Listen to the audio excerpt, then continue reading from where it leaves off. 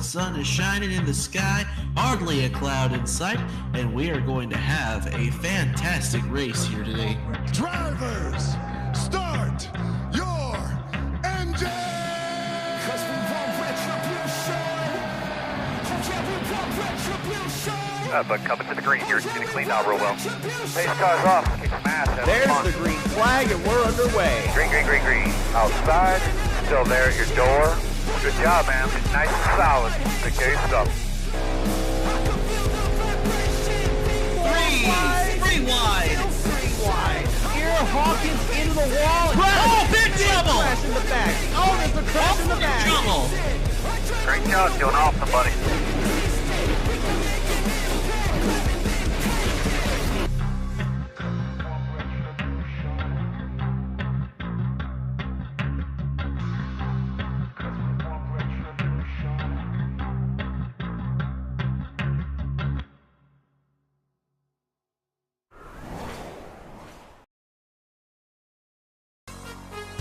Ladies and gentlemen, welcome to the Martinsville Speedway, where tonight we are getting set for race number 6 on the 2025 season. It is the Virginia 500. First visit here to Martinsville since, I want to say, 2017, believe it or not. So it's been roughly about 8 years since we visited this racetrack, and had some really fun and exciting times here. First time that we've been here. The first time that we've been here. Unfortunately, you know, the race was pretty much marred by a lot of super intense and very aggressive types of racing, and we saw numerous amounts of caution flags. But ever since, but pretty much with what we saw during qualifying earlier today, we might be in for a pretty good show here. We're gonna go 250 laps around this half-mile facility, this half-mile paperclip that has so much history packed in, just all together with in real-life NASCAR stuff. Just in case if you guys ended up missing it a couple of weeks ago at the Fontana Raceway over in Southern California, we ended up having a caution-free race that saw a lot of good racing all the way around and some pit strategy taking effect here and there. But by the end of it all, it was Quentin Moore who wound up taking the checkered flag and finally nabbing his first Pepsi Cup Series win since joining the WRLA in 2017. With that being said, ladies and gentlemen, speaking of that, let's go ahead and review your point standings after a couple of weeks ago at the Auto Club Speedway. Zachary Fitzwater just barely holding on to a 2-point advantage over new second place Roberto Crown Jr. Russell Blaze, after a great run, moves up to 3rd in the point standings. Quentin Moore, after his win, moves back into the top 5 in points. See Campbell Marsh right there in 9th. Andrew Ramsey still inside of the top 10 in the point standings. And you know, there are a lot of other drivers that had some pretty good runs, like Emily Anderson, for instance, who had a good run at Fontana, but unfortunately wasn't able to capitalize on it finish-wise, and she currently finds herself 15th in the point standings. As we're going to scroll over to the next page, lots of drivers that we see down here at the bottom, like Noah Clifton, for instance. He does start on the pole here for tonight's race, and he has brought a lot of speed in qualifying, I want to say, since Las Vegas, but unfortunately that speed hasn't quite translated or carried over into the races. I'm very much looking forward to seeing what that's going to look like here today. And there's Nia Steidel, there's Andrew Miller that are all the way down, that are down here towards the bottom of the point standings. Reagan Whitlock with 40 points to her credit.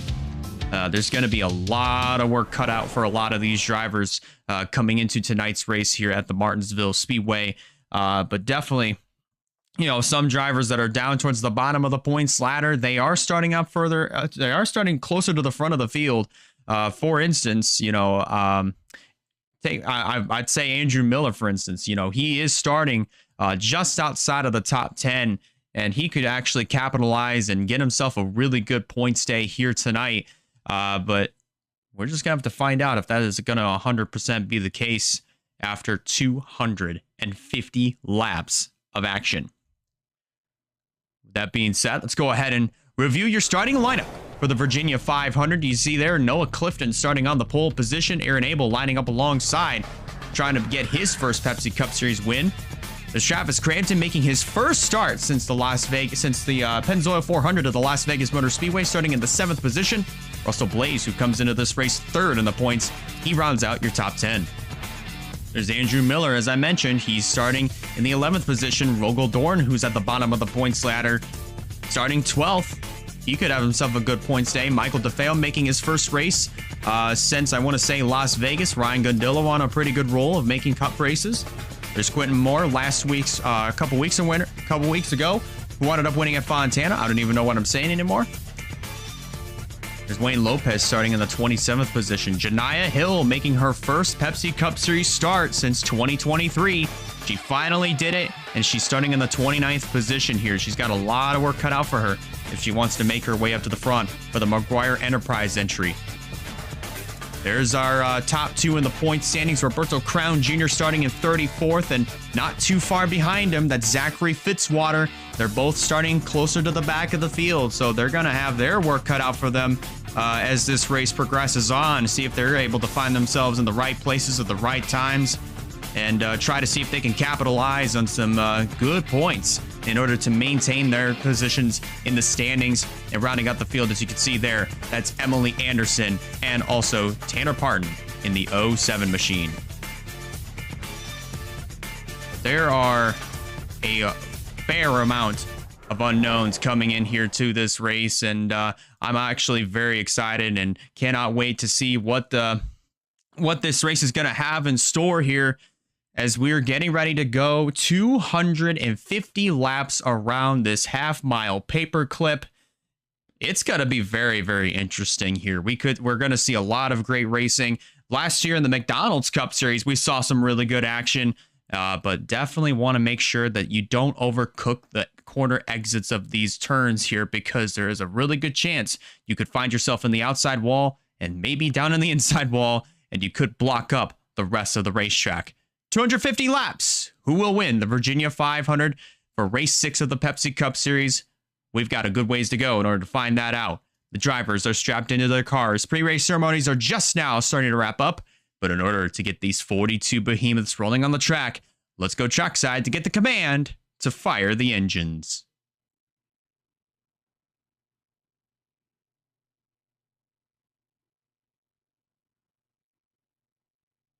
Driver, start your engine!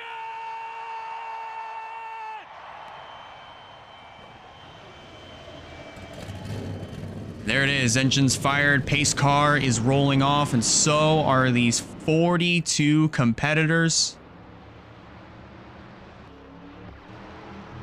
This is a race that I have been looking forward to for quite some time, because last year's McDonald's Cup Series race was honestly a sight to see, not just in the spring, but also in the fall. And we're looking forward to the same case here in the WRLA Pepsi Cup Series. They work their way down into turns 3 and 4. The field is put in the hands of Noah Clifton and Aaron Abel. They're going to lead the field down into turn 1 and kick off this 250 lapper here in Martinsville.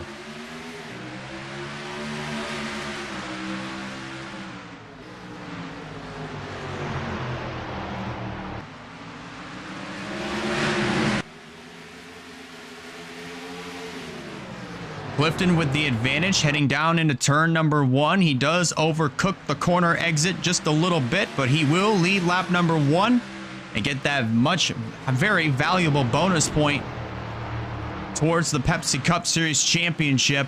The fight is on for second between Alexander Rowe and Aaron Abel, as Abel now finds himself still stuck on that outside line, and he's going to start dropping like a rock here if he's not able to make something happen.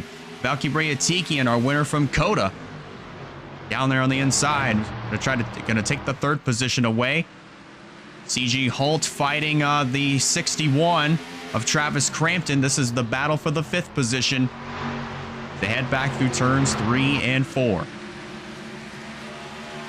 Really great start, really good racing all the way around. Speaking of, we're sizing up for a fight for the lead on our hands. Alexander Rowe already going to try to take the lead for the first time tonight, get our first lead change of the race, as he's kind of flirting with it.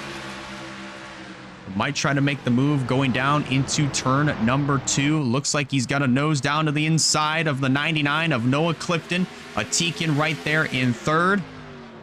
Not quite able to make it stick on the exit of turn number 2, but getting into the left rear quarter panel just a little bit on the 99 of Noah Clifton is Alexander Rowe. And here comes the 34 down to the inside. How about Valkyrie Atikian trying to make it 3 wide as they go down into turn number 3?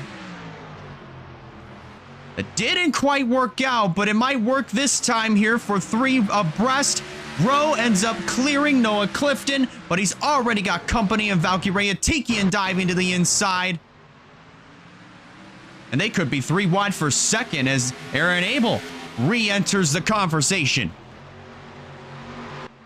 Atikian just barely clearing up on the 34 by a little bit through the 3rd and 4th corners, but not able to make it quite stick there. Now fully clears Alexander Rowe as they exit turn 2.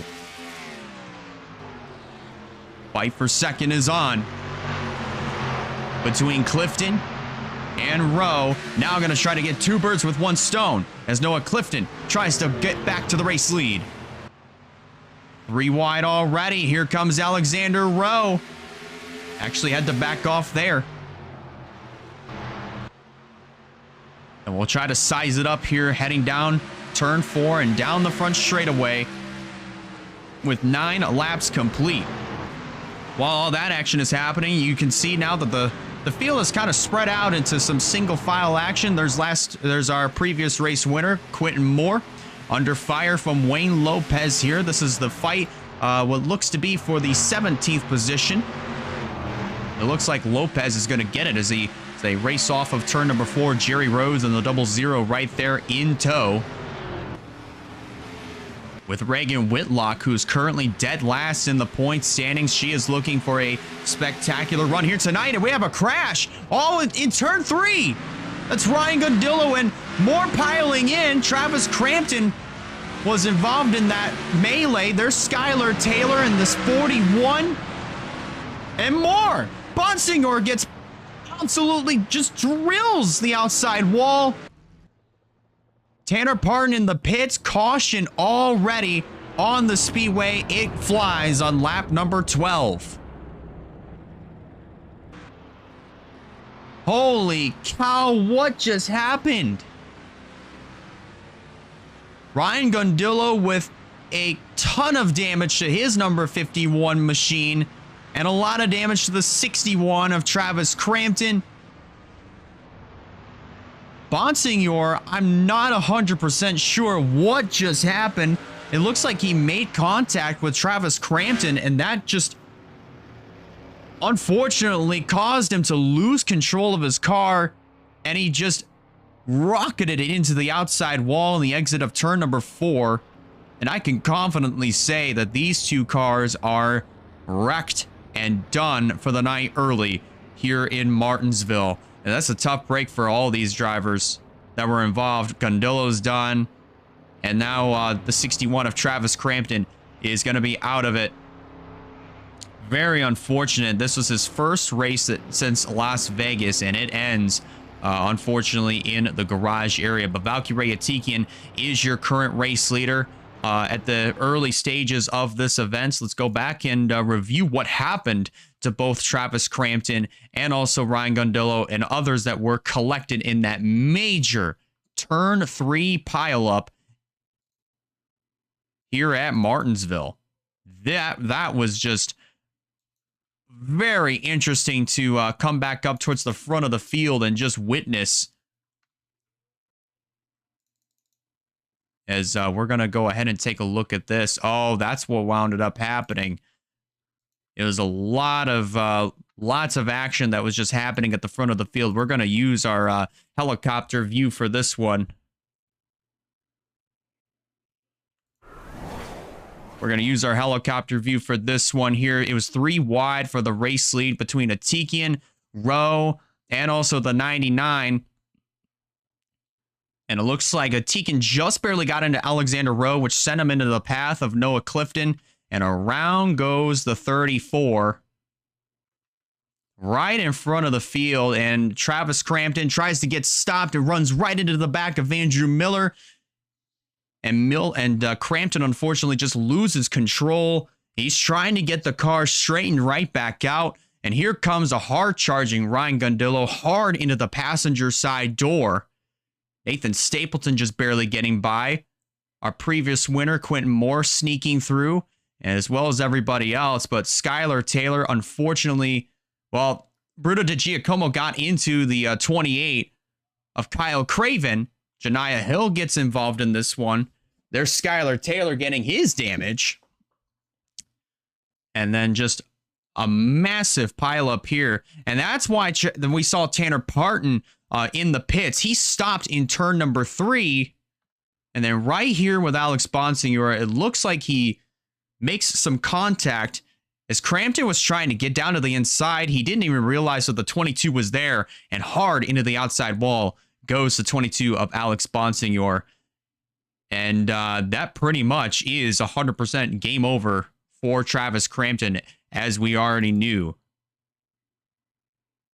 So we're going to go back and review this in full speed, because this all just pretty much happened in a hurry. This is just a lot of hard racing up towards the front of the field, and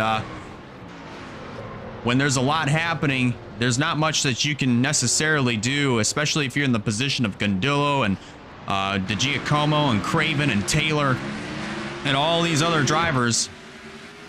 And then especially Alex Bonsignor, a good amount of heads-up driving for some of these drivers to slow down and try to avoid running into the back of the other guys and allowing themselves to fight another day. But for drivers like Crampton and Gundillo and Taylor and a good amount of other drivers, even Alex Bonsignor, they are going to find themselves kind of in a pretty deep rut, especially for Skylar Taylor, because Taylor has still got a good amount of damage, but is still continuing out on the racetrack as we currently speak. But that's what brought out our first caution flag of the night here at the Martinsville Speedway, as we are currently working lap number 14 under the yellow flag conditions.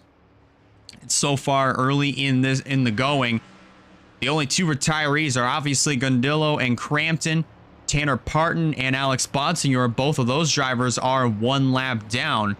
And Alexander Rowe, we just have confirmation that he is joining the 51 and the 61 in the garage area. So now we currently have 3 retirees here in this event. And your top 10 currently goes as follows here, as we might be getting 1 to go this time by.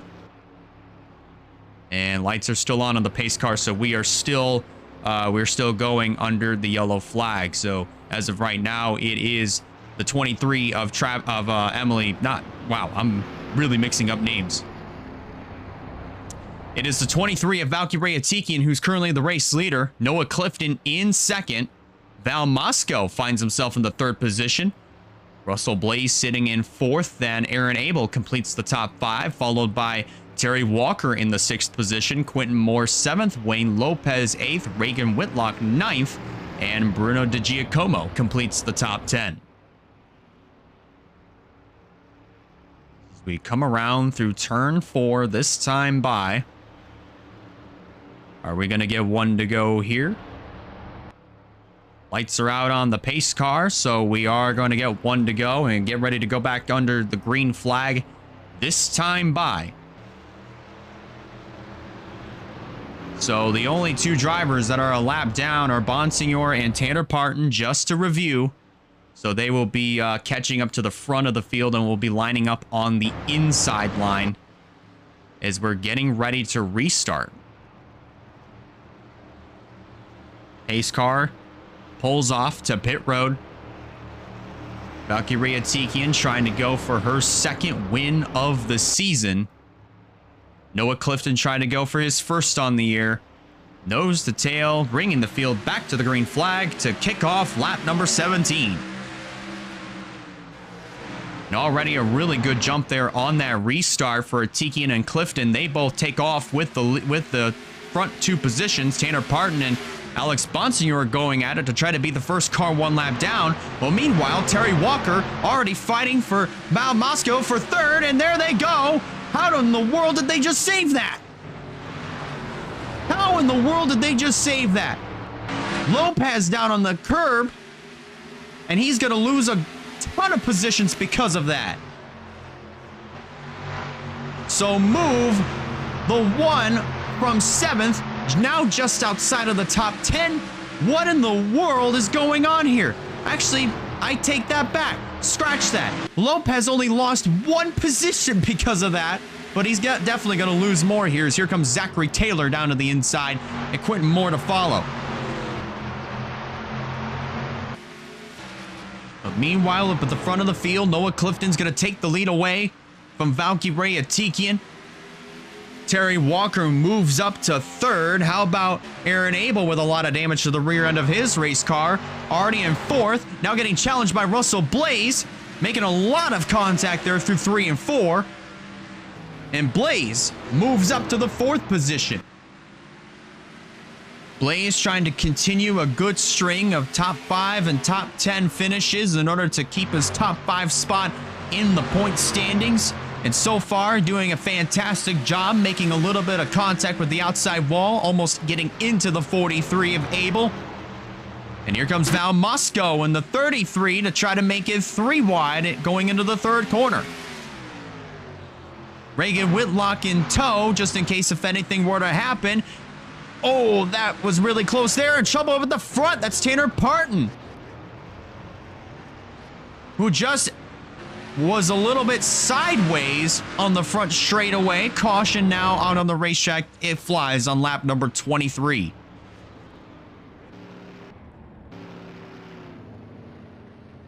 So 2nd caution of the night here at the Martinsville Speedway.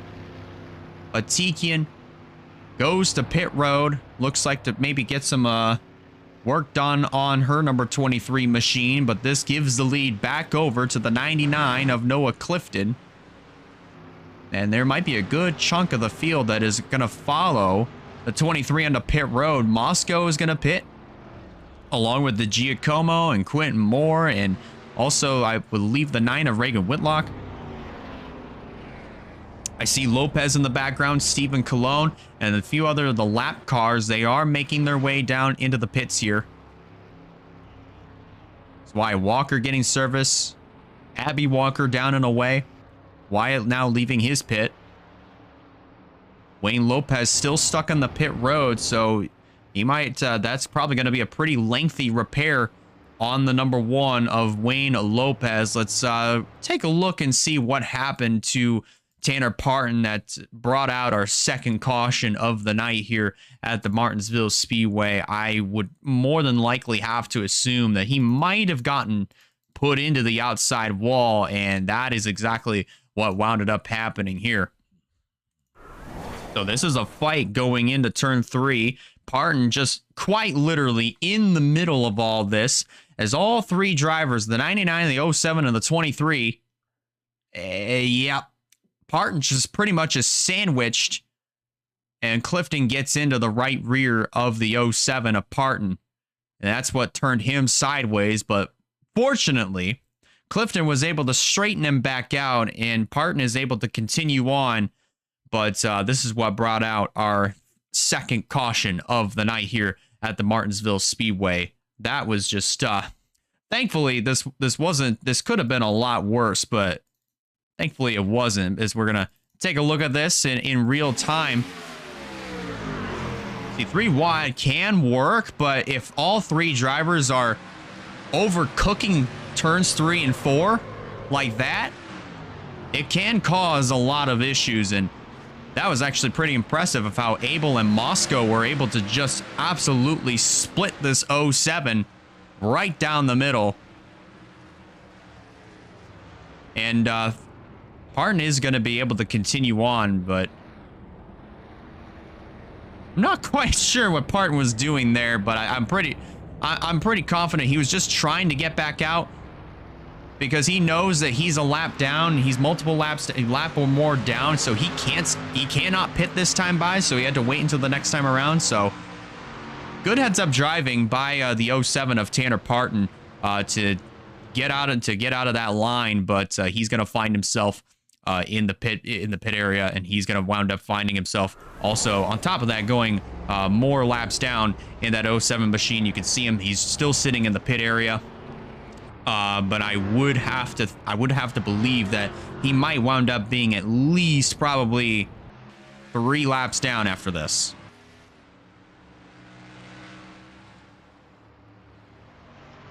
Maybe 2 here. We'll just have to wait and see what the scoring looks like. So, as we come around through turns 3 and 4 this time by, we're going to be a 10th of the way through the Virginia 500 here at the Martinsville Speedway, race number 6 on the Pepsi Cup Series schedule. And we've already had 2 caution flags within the first 25 laps. So within this first 10th of the race. And your top 10 currently goes as follows. Noah Clifton is the race leader. Aaron Abel is in the 2nd position, so pretty much right back where they both started the race at. Zachary Taylor finds himself in the 3rd position. Then in 4th is the 5 of Claire Phillips. Running in 5th, that is CG Holt. 6th is Ray Atikian. Running in 7th is the 89 of Joshua Cornish. Nathan Stapleton, 8th. Rogel Dorr, 9th. And Zachary Fitzwater, our points leader, completes the top 10. But how about this, though? Both Atikians are in this race. This is Ray Atikian's first race since Rockingham. 2nd start on the year overall. And right now, thanks to some pit strategy, he finds himself currently sitting in the 8th position as we're getting ready to go back under the green flag. So I would have to imagine that we're now going to see Jerry and Caleb Rose. No relation between the 2 drivers, by the way. They're going to line up nose to tail, and Tanner Parton, Alex Bonsior, they're going to join them down there. So it's going to be very interesting to see how this restart is going to play out now with 2 additional lap cars down there on the inside line. Coming around through turn 4, Noah Clifton going to bring him back down through the restart zone and get things kicked back off here on lap number 28. Jerry Rose now finding himself down on the inside, hanging with Noah Clifton on the outside. And it looks like Rose might try to get his lap back here, and he does for the moment. And Caleb Rose down there on the bottom, going to try to pounce. And this is probably the best opportunity to do it because Clifton is stuck on that outside line. He can't really go anywhere. Now he can as he dives back down to the inside and going to go right back after the 59, who gets turned into the inside wall, and Noah Clifton gets collected. Race leader Noah Clifton into the inside wall along with the 59 of Caleb Rose, and Braden Perez bounces off the outside wall, all thanks to a nudge from Nia Steidel. What in the world? Lots of chaos and drama happening here on lap, right as we're past lap 30. It's CG Holt, after all of that, goes to the lead. Oh my goodness. What in the world did we just witness? Noah Clifton, after that contact I want to bring up, just went from the race lead and now currently being scored in 10th. He's going to get passed by the 21 of Roberto Crown Jr. So he just lost 10 spots within at least 3 laps. I am honestly at a disbelief as to what I just witnessed. That was absolutely catastrophic. You might have also noticed a couple laps ago, Russell Blaze was also in the pit area. He just came back out, and he currently is 37th, 1 lap down. So had to get some tires changed, more than likely probably cut down a tire. But that is a tough break there for Jerry Rose. Also, saw a lot of drivers going really wide through turns 1 and 2. Ergo, the 04 of Quentin Moore. There's Wyatt Walker up there on the outside line. So I'm not 100% sure why they're going as wide as they are, but we're going to focus a little bit further back here. Here's Michael DeFeo going for position on Joshua Cornish. Could they easily get that textbook style, move him up into the 6th position? And how about Nathan Stapleton in the 97? Trying to get his first win since 2020 at the Auto Club Speedway and his 3rd win overall. Meanwhile, Jerry Rose turns Tanner Parton into the inside wall, and Rose rides the wall Ross Chastain style. He Hail Meloned it through 1 and 2. What is happening? All these drivers are racing like it's the last lap. Contact being made between Crown and Ramsey. This is for 10th.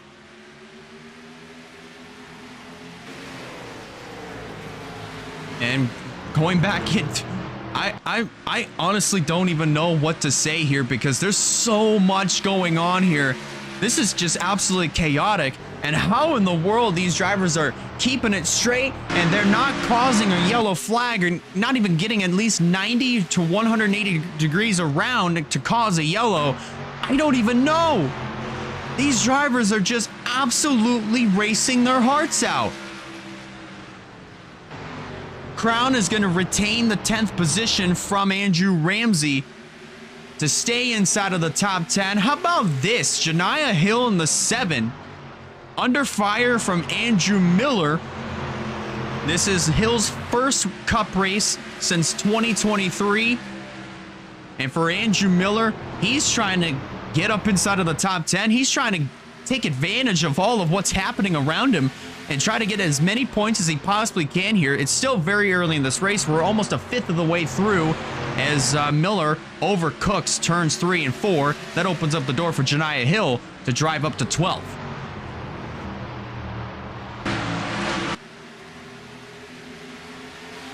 Meanwhile, we're going to focus up here. Oh, DeFeo just absolutely sends the 43 up the racetrack, almost into the wall. And Michael DeFeo is going to move up into the 6th position. Meanwhile, up front, challenge for 3rd is on. Here comes Ray Atikian down on the inside as Stapleton bounces off the wall, as does Zachary Taylor. Atikian absolutely going to overshoot the corner. 3 wide behind them. Taylor into the outside wall again, and that's going to allow Aaron Abel to drive to the inside. That will be the fight for the 7th position. But meanwhile, also at the front of the field, the 17 of CG Halt currently holds a 1.5 second advantage over the 5 of Claire Phillips, who sits in 2nd. Nathan Stapleton currently holding on to 3rd. He retains it over Ray Atikian, who now sits in the 4th position. And now the fight is on for 5th. Here comes Rogel Dorn down. Here comes Rogel Dorn, who's now challenged by the 60 of DeFeo. Move him up to the 5th position as they come off of turn number 2. But not so fast. Dorn hanging tough on the outside momentarily. But this is where the 60 is going to end up clearing the 86 right here. Back into 1. Dorn continuing to hang tough, but not for much longer. My DeFeo is going to fully clear the 86 of Rogel Dorn. And we'll move up to the 5th position. Rogel Dorn also putting together a really good performance so far here in this race, as he's currently inside of the top 10. Both teammates of Russell Blaze and Quentin Moore. Blaze currently finds himself, again, I want to mention 37th, 1 lap down. Oh, I hit the wrong button, by the way.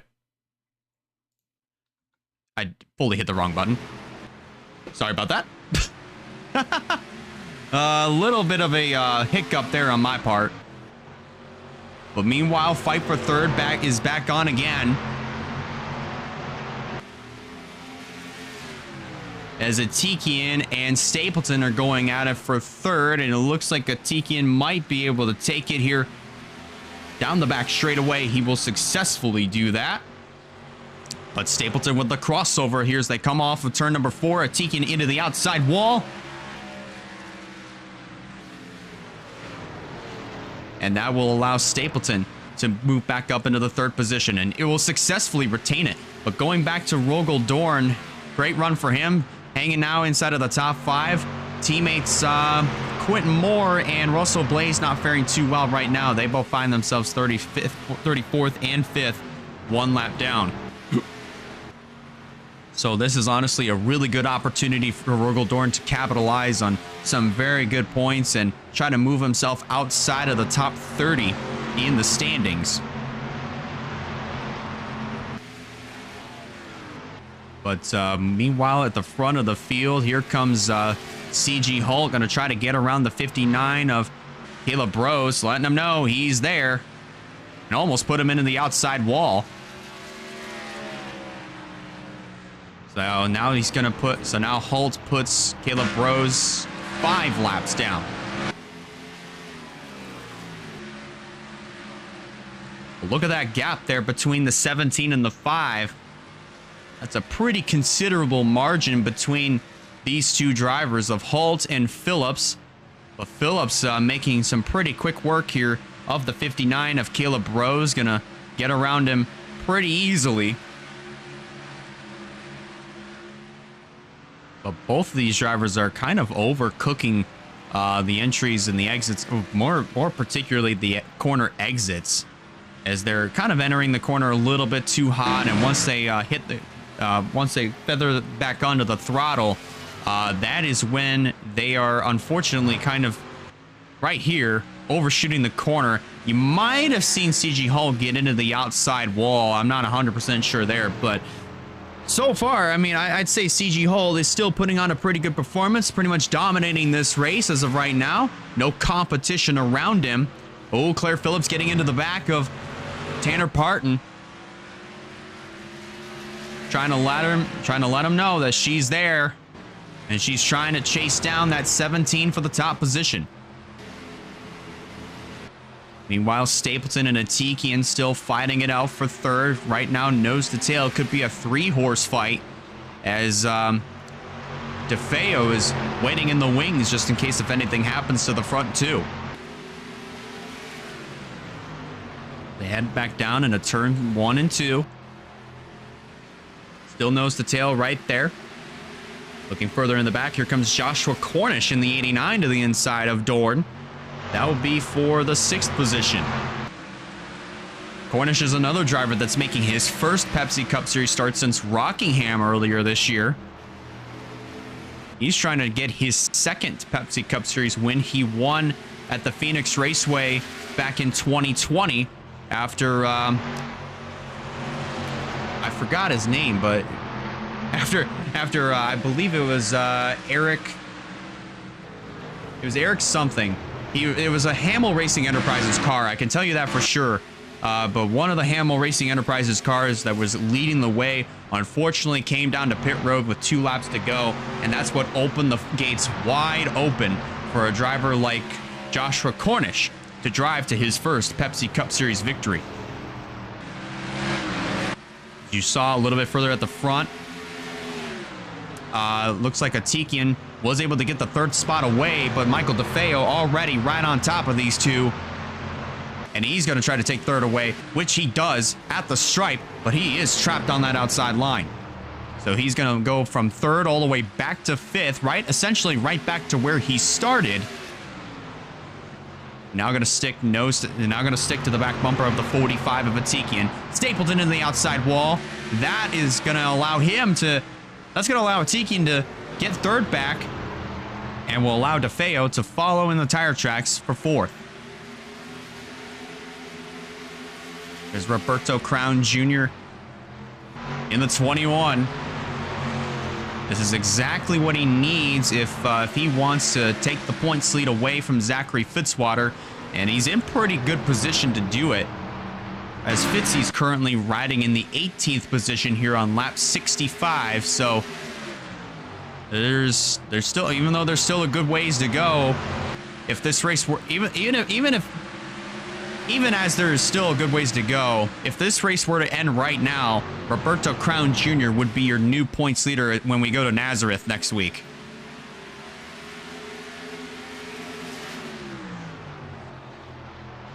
Down to the inside, there's Andrew Miller, currently riding in the 12th position. Janiyah Hill sitting in 11th. A top 10, trying to get inside of the top 10 for the first time tonight. Making her first Pepsi Cup Series start since 2023. Back when she co-owned a team with Haley Curris, known as 420 Blaze It. Now drives for her boyfriend's team of McGuire Enterprise. Bobby made 2 races so far this year. He made Rockingham and Fontana a couple of weeks back. And Janiyah just hasn't had a whole lot of luck and a whole lot of speed on her side to get into the show. But after passing along some notes to apply whatever setups that Bobby is running underneath of his car, over to the 7, this 7 has been an absolute rocket ship. I'd say this could be similar to the car that she wound up dominating the Clash with all the way back in February. So I'd say for Janiyah Hill... Oh, wait. Did we just have a crash going into turn 1? I think we might have. There were some skid marks over by turns 1 and 2. I'm not sure if it had something to do with the 45 and the 97, because they've been going at it pretty aggressively here for this 3rd position. Little bit of contact there between the 45 and the 97. They overcooked the corner. That could allow DeFeo to take full advantage if anything happens to these two.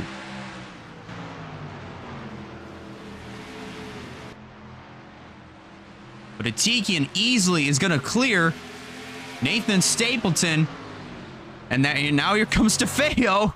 Right down to the bottom. Joshua Cornish is there to capitalize. So this is a 4-horse fight now for 3rd.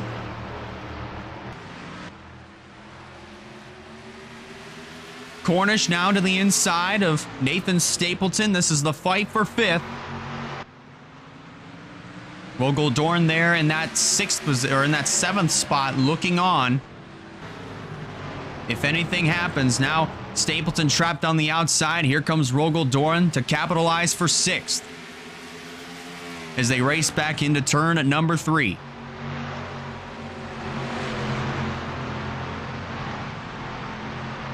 So we're getting ourselves into a pretty good and consistent green flag run so far in this race, as we're going to be 75 laps in here to the Virginia 500. So far, your top 10 is going to look as follows here.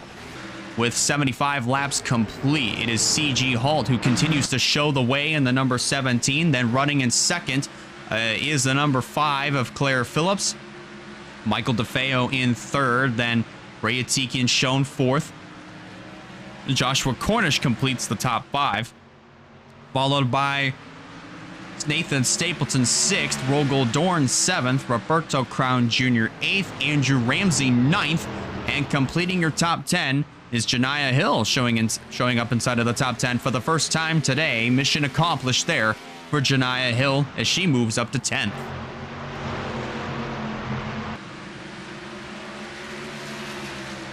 A little bit of contact there, I would have to say, between Stapleton and Jerry Rose, but also Cornish and DeFeo have been going at it here for this 4th position, as Ray Atikian is absolutely loving what he sees in his rearview mirror, starting to pull away.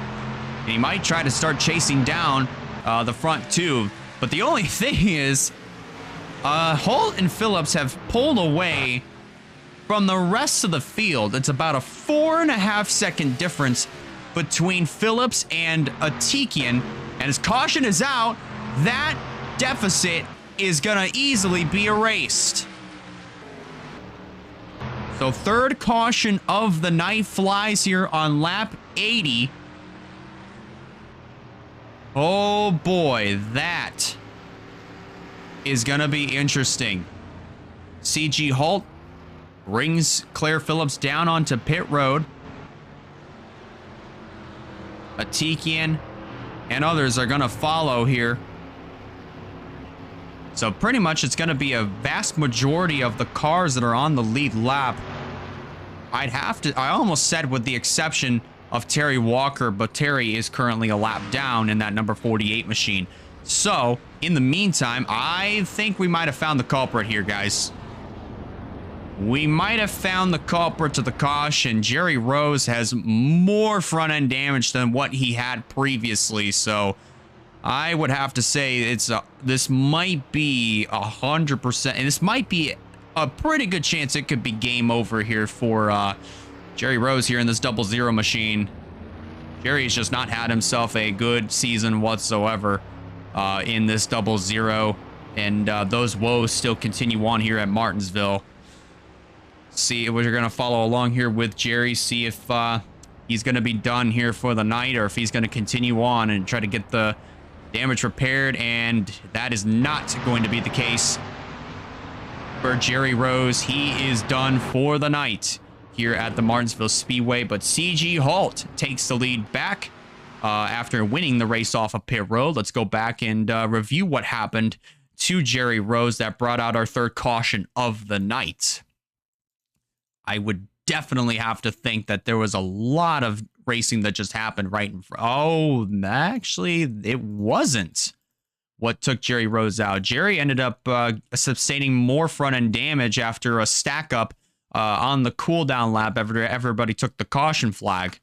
But to try to figure out exactly what happened, we're going to have to pay attention to the pace car and see exactly at the moment that the lights come on where the trouble was. It might have been over by turn 1, and indeed that was the case. So I did second guess myself. It was indeed for the 00 of Jerry Rose. As you're going to see right here, he's pretty much riding all by his lonesome here, just minding his own business. And then here comes Rogel Dorn in the 86, absolutely just dive bombs it to try to get around him as quickly as possible. He gets into the left rear of the 00 and sends him around in turn 1, careening into the outside wall. Not as bad as what I thought it was going to be, but as for Jerry Rose, this was not really the hit that said game over for him. But this is one of those that brought out the caution for the third time here tonight. So we're going to watch this in full speed, and then we'll show you what it was, the hit that actually took him out of the Virginia 500 here in Martinsville. Spotter probably didn't even have enough time to say 86 is on your inside, because Rogel Dorn was pretty much in a hurry to just try to get around this 00 as quickly as he could so we could stay with the leaders. But that is not what wound up happening. So now here's what happened that ultimately ended Jerry Rose's night here just moments ago. This is on the cooldown. Everybody's just trying to get in line. And then there was a stack up right here. But that tiny little hit to the back of Eric Mongo's machine was enough to absolutely smash up the front end of Jerry Rose's car and probably bust a radiator on that 00. So Jerry Rose is done for the night here in the Virginia 500 at Martinsville. So that's what wound up happening to the 00 of Jerry Rose, as we are currently working our third yellow flag of the night here at the Martinsville Speedway. It is indeed the 17 of CG Halt. Just to review, he leads the charge, followed by the 5 of Claire Phillips sitting in second, Ray Atikian in third. Then in fourth is Joshua Cornish. Michael DeFeo completes the top 5. Then it's Andrew Ramsey holding on in 6th, Nathan Stapleton in 7th, Roberto Crown Jr. 8th, Aaron Abel in the 9th spot, and Rogel Dorn rounds out your top 10 with 82 laps complete here at Martinsville.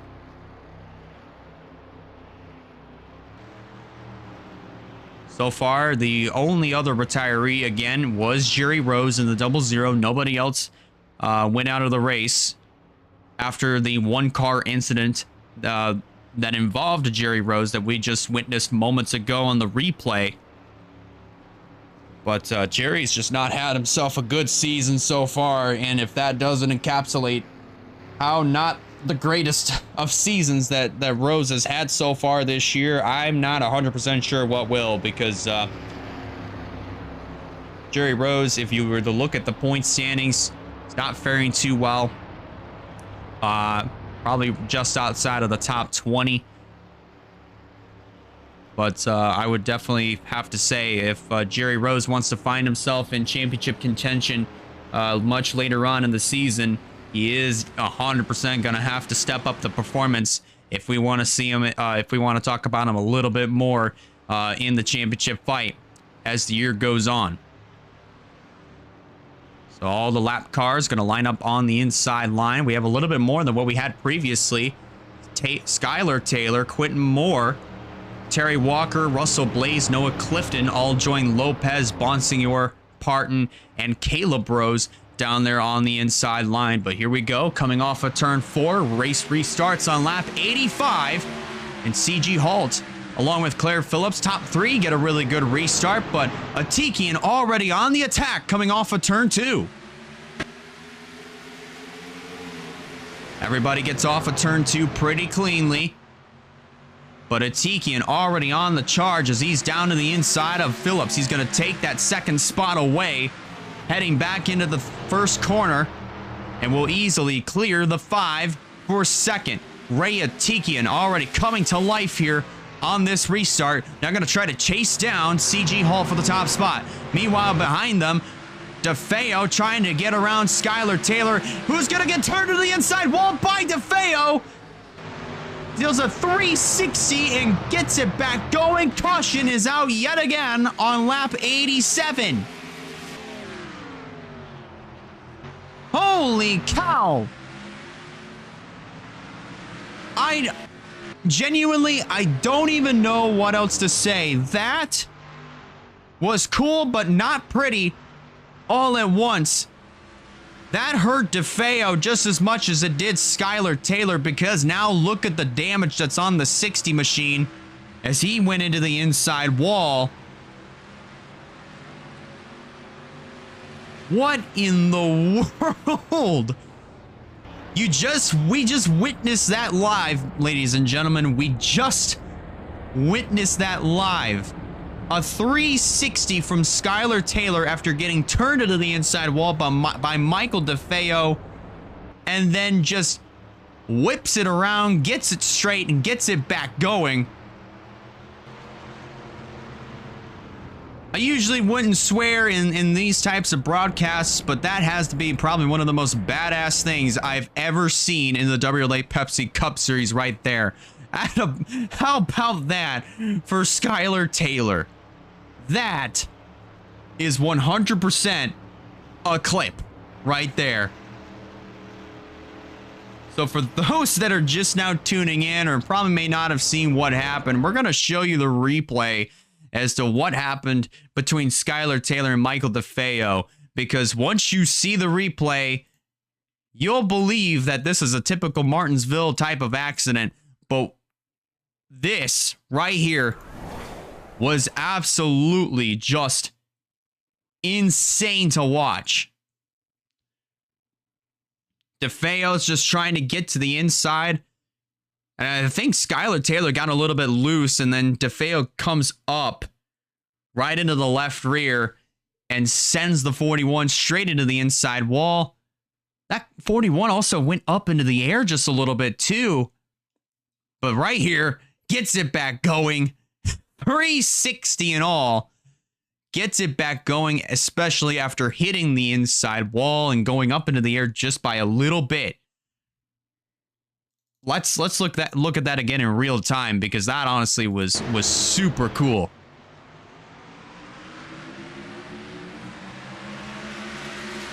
Whammo. And they both actually got him back going. They both actually ended up saving their cars after all that. After hitting the inside wall and all, they are still going. But Skylar Taylor, I would have to believe, more than likely is going to have more damage than what he sustained in the first caution earlier in the race. But that that's what brought out our fourth caution of the night here at the Martinsville Speedway. And need I say, that was honestly probably one of the coolest things I think I've ever seen in WRLA Pepsi Cup competition in all the years that the WRLA has ran. In 2017 and 2020, 2023, and also this year. That has to be probably one of the sickest things I think I've ever seen when it comes down to saves. That 100% was pretty cool. So we're nearing the lap 100 mark here in another 10 laps once we complete lap 90 this time by. And CG Hulk continues to dominate this race. Ray Atikian in second, Claire Phillips third, Joshua Cornish in fourth. Michael DeFeo completes the top five, then followed by Andrew Ramsey in sixth, then Roberto Crown Jr. seventh, Nathan Stapleton eighth, Reagan Whitlock ninth, and Andrew Miller rounds out the top 10. As we are still under yellow, we might go back to green flag racing next time by. And no retirees I want to add on. We did not have either Skylar Taylor or Michael DeFeo retire from that race. Obviously, you would know from DeFeo since he is still hanging out inside of the top 10. But for Skylar Taylor, they are still out on the racetrack with a very damaged Dead on Tools Chevy Camaro. This might as well be a modified at this point with the way that the front nose is just completely ripped off the front end of the car.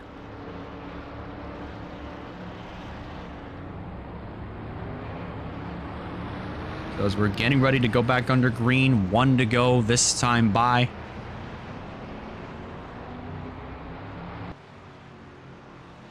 It's been a pretty crazy race to say the least. We're not even halfway. We've already had 4 yellow flags here tonight. And we are definitely 100% not done with caution flags just yet. Mark my words. We are going to have more yellow flags as the night goes on.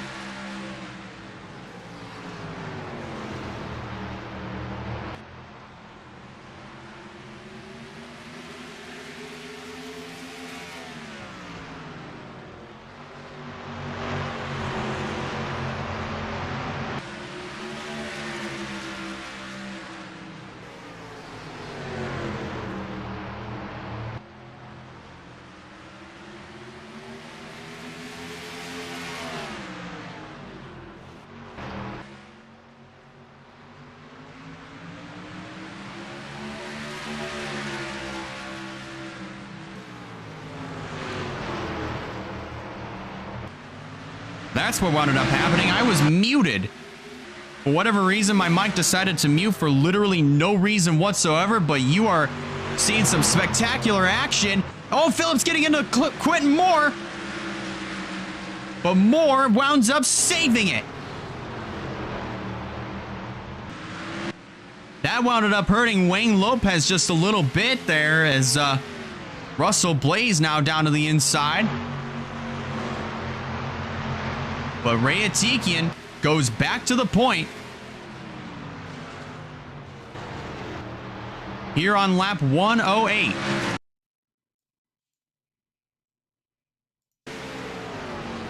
And I do want to reiterate, guys, my mic is not muted. So Atikian goes back to the point here on lap 109.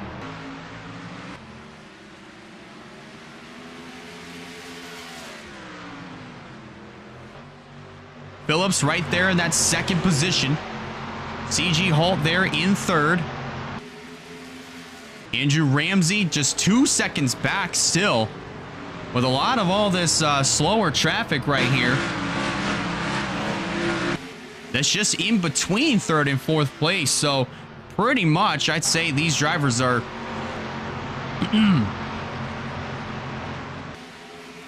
kind of buying their time and just minding their own P's and Q's as we're almost to the halfway point here in the Virginia 500 here at the Martinsville Speedway. The 6th outing here for the Pepsi Cup Series. Just in case if you guys are tuning in, we've had 4 yellow flags so far in this race, but the action has not been disappointing whatsoever. It's been pretty chaotic, and we've had a few close calls here and there, but other than that, when you look past the 4 caution flags and the few close calls, we've had some pretty good racing.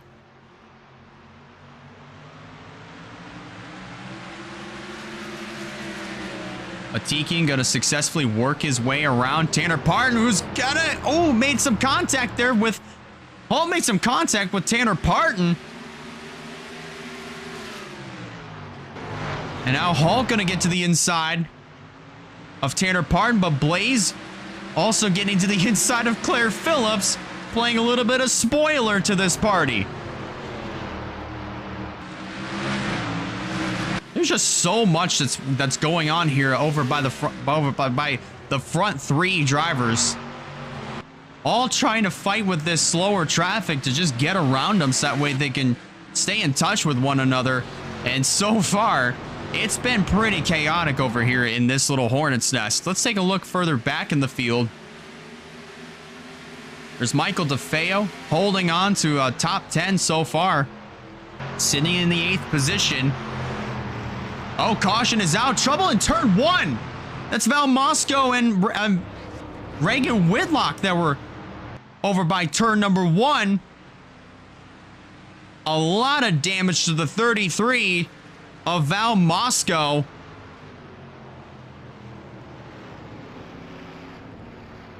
And Moscow is definitely going to be done for the night. Same can be said for Reagan Whitlock in the 9 machine, as she's got a lot of damage to this Hertz machine, and you can definitely say that this one is definitely gonna hurt,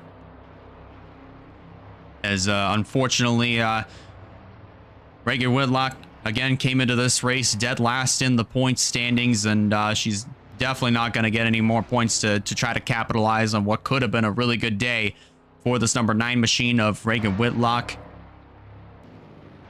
As the drivers do come on down to pit road, the strategies are looking a little bit split here. Actually, maybe not as split as what I thought they were, as Russell Blaze is going to lead the lap cars down onto pit road. And Andrew Ramsey, actually not Andrew Ramsey, but Ray Atikian is going to win the race off of pit road. And then coming out in second, that would be the 17 of CG Holt. Then in third would be Andrew Ramsey. Claire Phillips would show up in 4th. Roberto Crown Jr. would complete the top 5, then followed by Nathan Stapleton 6th, Joshua Cornish 7th, Michael DeFeo 8th, Zachary Taylor 9th, and Braden Perez showing up inside of the top 10 for the first time tonight. Now the only actually, wait just a minute. I stand corrected. Terry Walker is your race leader. I completely did not realize he had somehow managed to get himself back on the lead lap, but I don't quite see that lasting for much longer. So we're just going to have to wait and see how that all shakes up, as we're going to go back and take a look at what happened that caused our fifth caution flag of the night here at the Martinsville Speedway between Reagan Whitlock and Val Mosco. I would definitely have to believe there was a good amount of contact here. Yes, indeed, that was exactly the case for Val Mosco. Here it is right here. This is the wreck that Val Mosco was involved in. Andrew Miller right down there on the inside.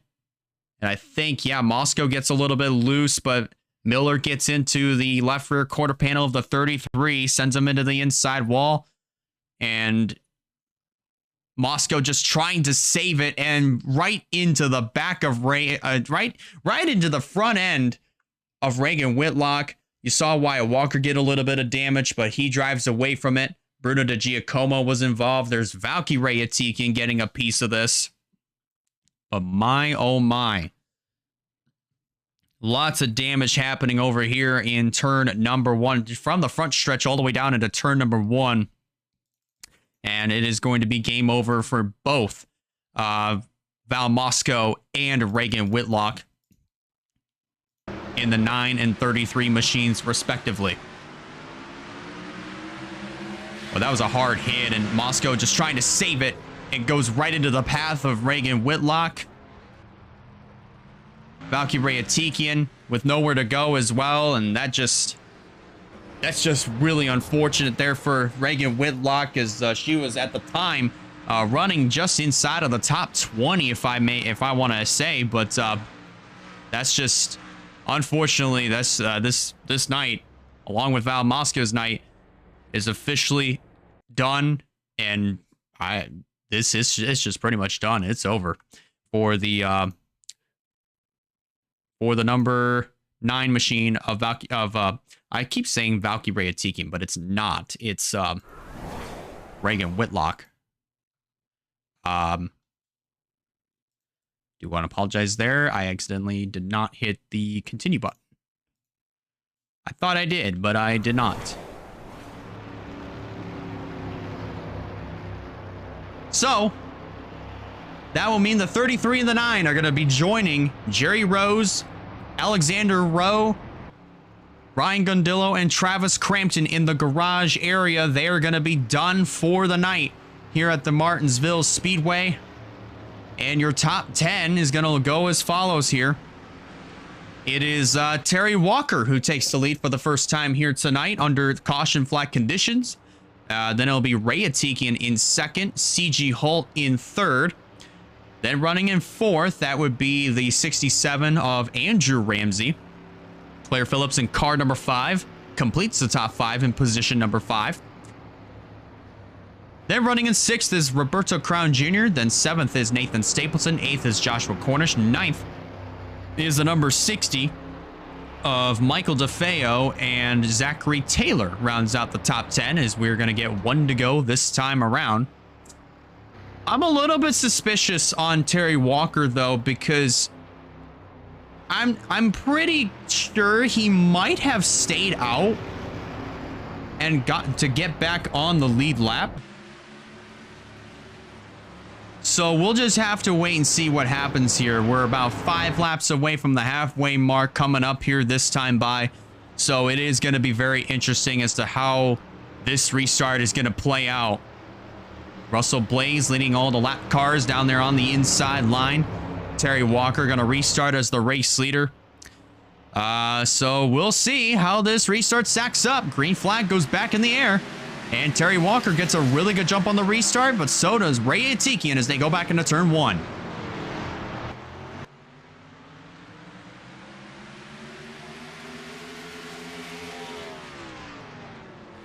And so far, Terry Walker actually managing to hold his own here, but he overcooks the corner.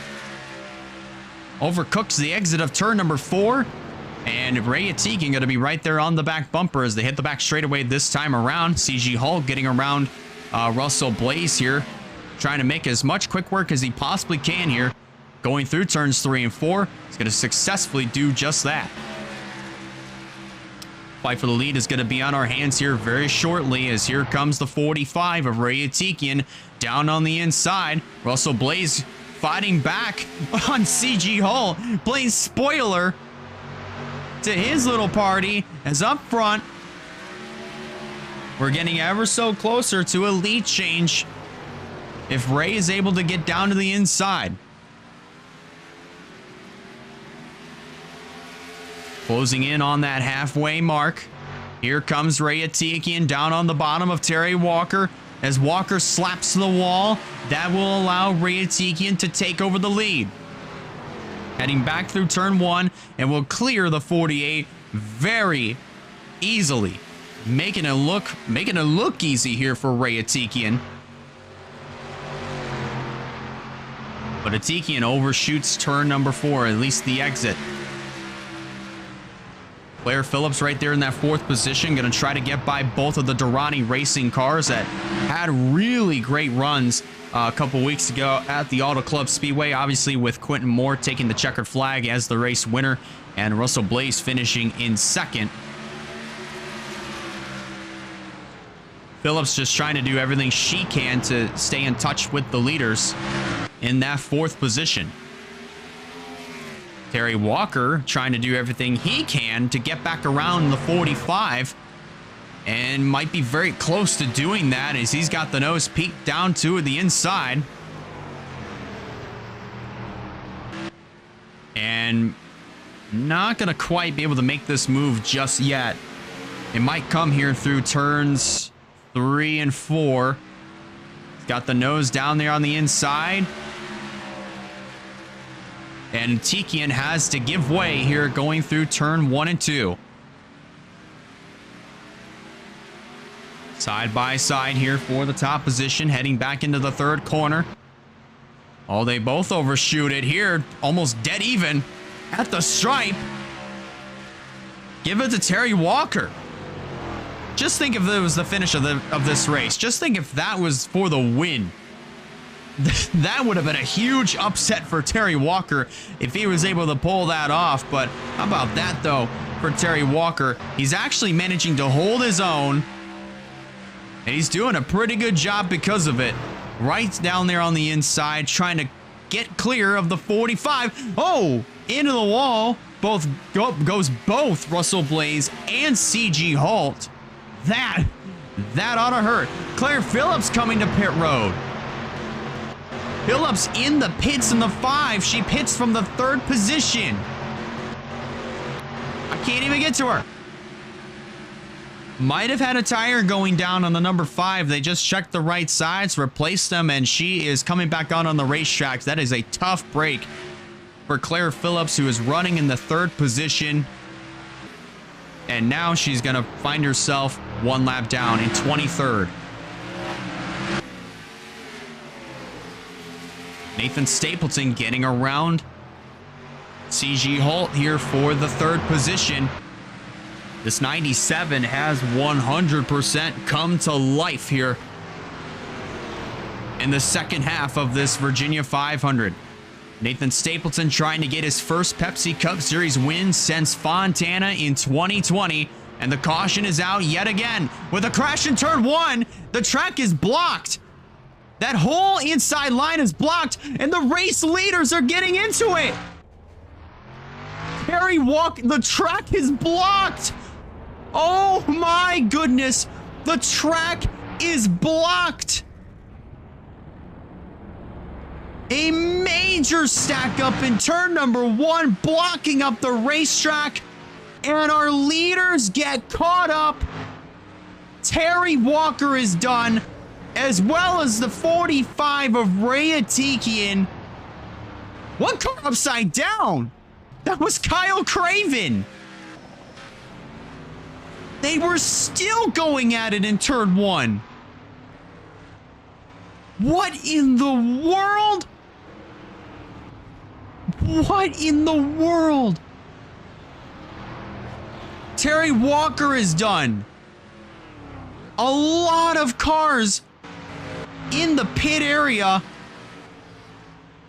Ray Atikian, Bruno Di Giacomo, Andrew Ramsey. Oh my goodness. A lot of our front runners, their cars are absolutely junk.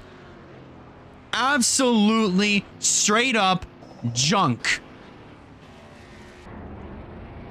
And with that are going to come a lot more retirees here in this race. Sebastian Vaughn, a lot of damage to the front end of his Monster Energy Ford Mustang.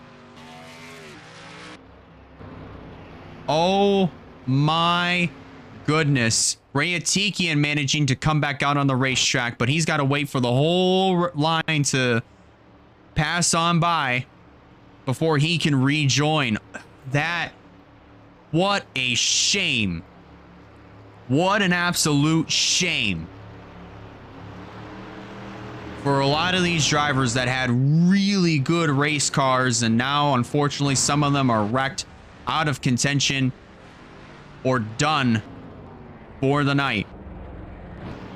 That just, honestly, that rips a hole in my heart. Let's look back and review what happened that ultimately ended the days of Ray Atikian, of Terry Walker, for instance, and others, just to name a few. But what in the world happened that caused this stack up? What just happened that caused that stack up?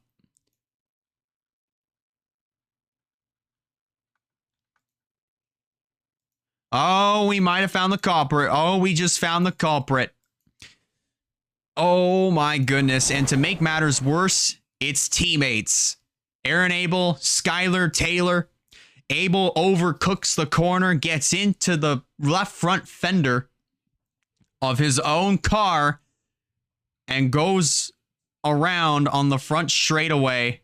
And Skylar Taylor, with nowhere to go, continues to get into the 43. And then this is where Kyle Craven piles in, gets his damage. And then from there, the whole inside line just completely clogs up. This is where Claire Phillips gets her damage. We're going to go to the Nuncam for this one. As we're going to see the whole turn one area just get absolutely blocked, especially on the inside line. Emily Anderson gets a piece. Alex Bonsignor. This is where Valkyrie Atikian piles in. Ray Atikian. Both of the Trinity River Racing cars getting together there. The rear end of Atikian's car getting absolutely slammed by Terry Walker. Stapleton piles in. Everybody lined up on that inside line pretty much just checks up, gets into one another. They're all trying to drive away from the scene, but nobody's getting away from each other. Janiah Hill gets involved. Noah Clifton, Campbell Marsh, Roberto Crown Jr. Heavy front end damage to the runner-up in the point standings. That is not good for Roberto Crown Jr. Our points leader, Zachary Fitzwater, very minimal damage to the 98 as he's going to get through this. Barely any cars are leaving this pileup completely unscathed. This is just absolute pandemonium here in turn number one as Rogel Dorn. You can see him slide into this mess. Oh my goodness. If there was a red flag in NR 2003, I would use that command pretty much immediately in order to get this mess cleaned up. And this is where Skylar Taylor piles right back in, and it actually was Michael DeFeo that went upside down. From an angle, I thought it was Kyle Craven, but it was actually Michael DeFeo that just absolutely got pounded in the door by Skylar Taylor, who was in the wreck to begin with. And then there's Bruno Di Giacomo piling in at the last second. And that pretty much right there is the tale of the turn one pileup. We're just going to go back and watch this in full speed and just of how all this just unraveled. And it just look at this. Just look at this. See, there's the wreck right there on the right-hand side of your screen. And then it just keeps going and going and going. Everybody just trying to drive away from the scene, everybody going for the same piece of, breathing room, but nobody is able to not escape without any sort of contact. And it just jams turn 1 up.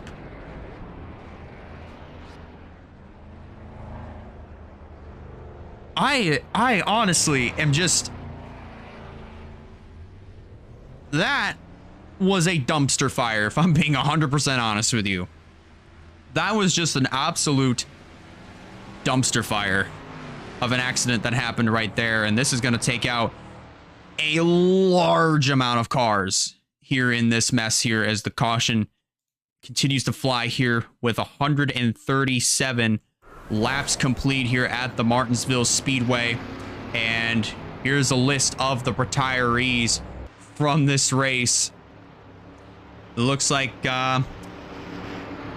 Terry Walker is done. Andrew Ramsey, Russell Blaze, Michael DeFeo are all joining Roberto Crown Jr., Kyle Craven, Bruno DiGiacomo, and Claire Phillips. All of those drivers are behind the wall and have all smelled what The Rock was cooking here at the Martinsville Speedway. That was just not pretty whatsoever. 1 to go has been given. Your top 10 currently goes as follows. It is Nathan Stapleton, who is the race leader, followed by Joshua Cornish in second. Third would be the 6 of Nia Steidel, showing up inside of the top 5 for the first time tonight. Zachary Taylor in fourth. Campbell Marsh completes the top 5, followed by Andrew Miller 6th. Ryan Little in 7th. CG Holt in 8th. Somehow still in this thing. Stephen Cologne 9th. And Eric Monaco rounds out the top 10. A lot of new players inside of the top 10 as we're getting ready to restart on lap 130. 139 laps complete here in the Virginia 500 at Martinsville. Stapleton is going to lead him down into turn 1, but Fitzy fighting hard on the inside.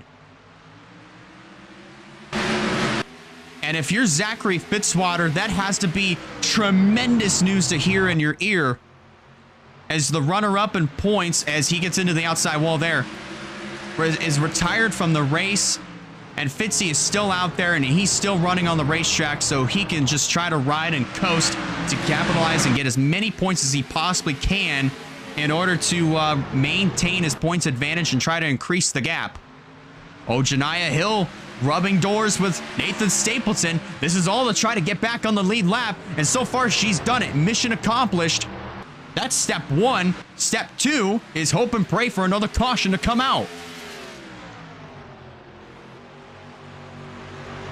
So that way Janiyah Hill can get back into this thing, but you don't want to be the caution if you're Janiyah Hill. Stapleton almost turning the 7.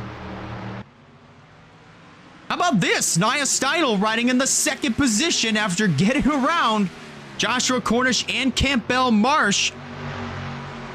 Well, more importantly, Joshua Cornish, and now she's going to try to set her sights on the 97 of Nathan Stapleton. If you look at the state of this car, it is for the most part completely clean.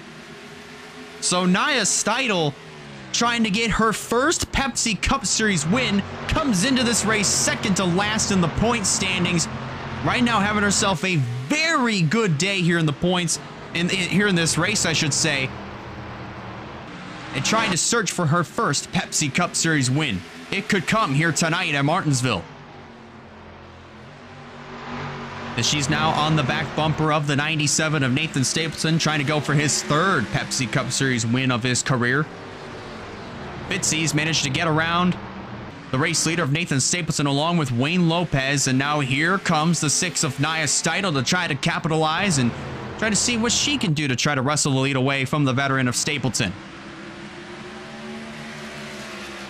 146 laps complete. We're closing in on 100 laps to go here in this race.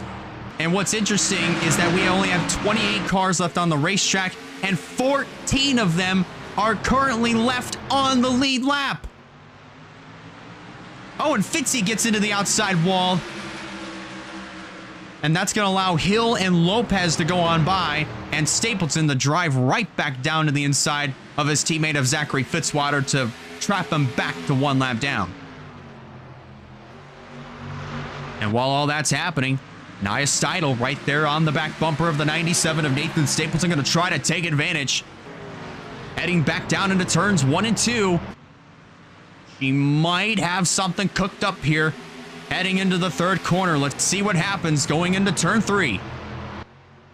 She peeks the nose down to the inside. Stapleton overcooks the corner. And here comes Steidl to take the lead from Stapleton as they head back into turn 1. Easy textbook pass. But Stapleton with the crossover as Nia hiccups through turns 1 and 2.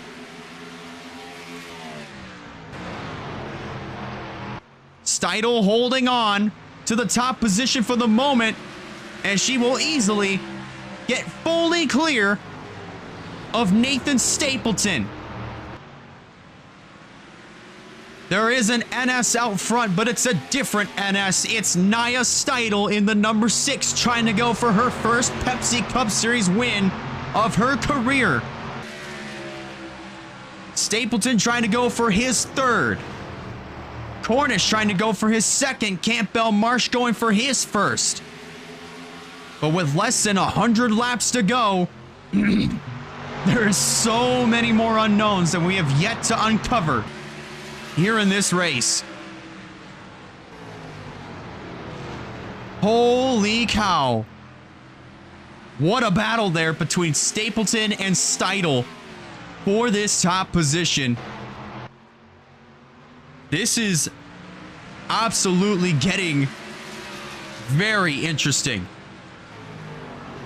With only 28 cars left on the track, 14 of them left on the lead lap, you'd have to think at this point that these drivers are going to settle down and they're going to try to do their best that they can to just ride it out to the finish. Well, we'll just have to wait and see, because everybody now has kind of gotten themselves into a single file formation and everybody's just kind of riding and just buying their time at this point. Unless if you're up here, Lopez and Hill fighting for position. Only thing is, Wayne Lopez is the last car 1 lap down, and Janiah Hill is currently the last car on the lead lap with 13 left on the lead lap as of right now. Oh, Janiah Hill almost getting turned there by Wayne Lopez. Steidl overcooks turns 1 and 2. That could open up the door for Stapleton. Oh, but he didn't have enough momentum to try to capitalize on Steidl's mistake here. So Nia Steidl holding on to this top position, heading back down into turn 1. Overcooks turns 1 and 2 again, leaves the bottom open for Nathan Stapleton. And so far, trying to challenge here in this 97. Remember, both of these drivers trying to look for some very good points paying races, trying to look for some good points here from tonight. Both of them, of course, would definitely like to win, but if you're in the position of Nia Steidl trying to go for your first Pepsi Cup Series win, you want to do absolutely everything you possibly can. Pull out all the stops, do whatever it takes to maintain this race lead for the next 90-ish or so laps in order to go to victory lane. If you're Nathan Stapleton, you're trying to turn your season around. Both of these drivers are trying to turn their seasons around, but for Stapleton, he's a veteran of the series. He's been around since 2017. This is the place where he got his first Pepsi Cup Series win back in 2017. So if you're in the position of Nathan Stapleton, you have the experience that it takes to get to the front and try to stay out front and to try to put yourself in the right spot at the right time to go for wins, especially at a place like Martinsville. But right now, he is in trouble as he just lost the 2nd spot to Joshua Cornish. Now he's going to lose 3rd here to the 38 of Campbell Marsh as they head back through turn 3. Steidl now in some pretty hefty lap traffic here as Erin Abel is going to go another lap down. Now she's trying to get around Wayne Lopez here in the number 1 machine as they head back into turn 3. Hill trying to do everything she can to stay on the lead lap. She's broken free from Lopez and gotten around Caleb Rose without an issue. And Steidl just trying to do everything she can to put some lap cars in between herself and Joshua Cornish, who now emerges as a new player for this race win. As we're closing in on 85 laps to go here pretty soon, but challenge for the lead is on, as I believe Steidl did get into the outside wall, so that's going to hurt her momentum. And here comes Cornish to the inside. New race leader. It's going to be the 89 of Joshua Cornish as he overshoots turn 3 and 4. Little bit of contact in front of him as Alex Bonsior gets into the outside wall. Might have been put up there by Chania Hill. But new race leader, it's going to be the 89 of Joshua Cornish here as Steidl getting ready to prep the crossover up, heading back through turns 3 and 4. Steidl looking low. Gonna get into the 89 here. Roughing them up here. Oh, and Cornish into the outside wall. Got set in there by Steidl, and she's gonna easily take the race lead back just like that. But Wayne Lopez on the attack to try to get one of his laps back here in the number 1. So far, he's got it. But both first and second place are now trapped on the outside. If I were Steidl, I would 100% let Lopez go, prep him up for the crossover, which is exactly what's going to happen here. Lopez now almost into the outside wall, but Steidl going to easily retain the race lead and now going to try to open up a pretty decent, sizable gap between herself and now new second place runner Campbell Marsh. How about Zachary Taylor? Right now riding in the 4th position, doing an absolutely fantastic job. And oh no, 2nd and 3rd place getting together. They save it though, but they're still banging fenders and doors and tires. Cornish into the outside wall again, and that will allow Zachary Taylor to move up into the 3rd position.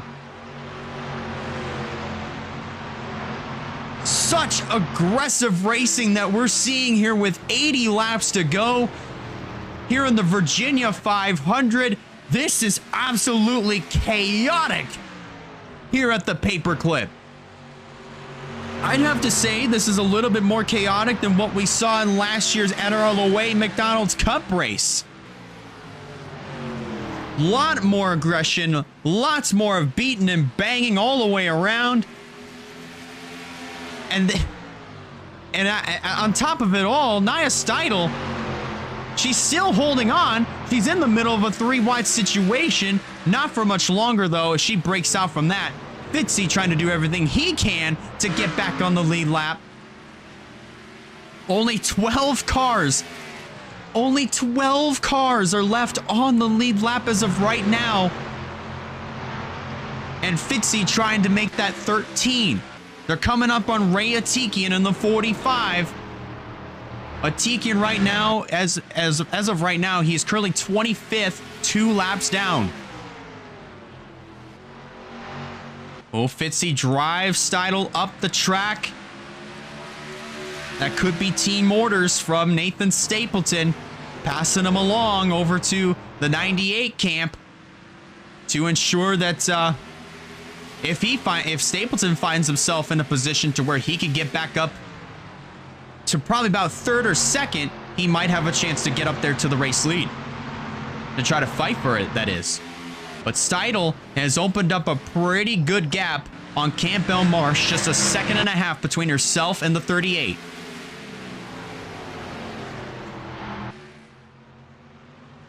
And if I were Steidl, I would make quick work of this 45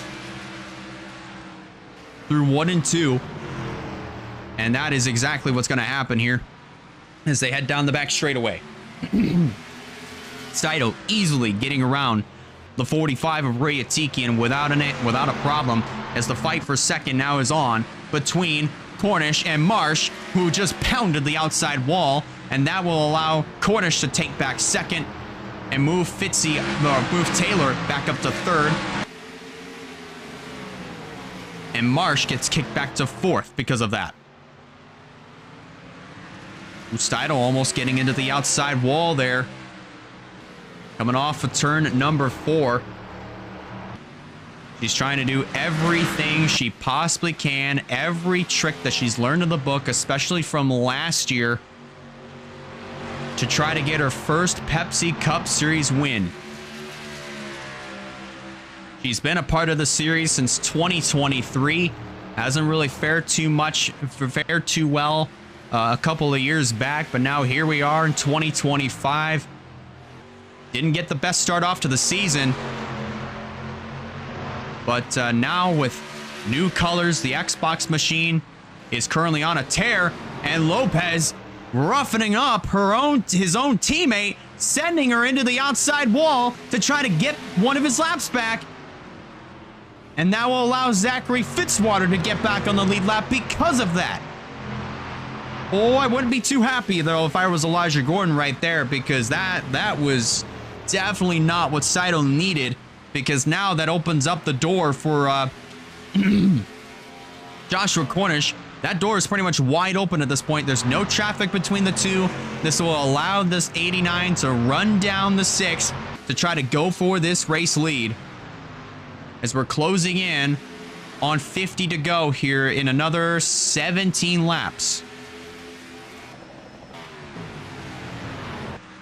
But this has been a pretty wild Virginia 500 here at the Martinsville Speedway for our 6th outing here in the WRLA Pepsi Cup Series.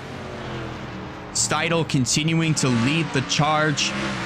2/3 of a second back. That is Joshua Cornish, Zachary Taylor in 3rd.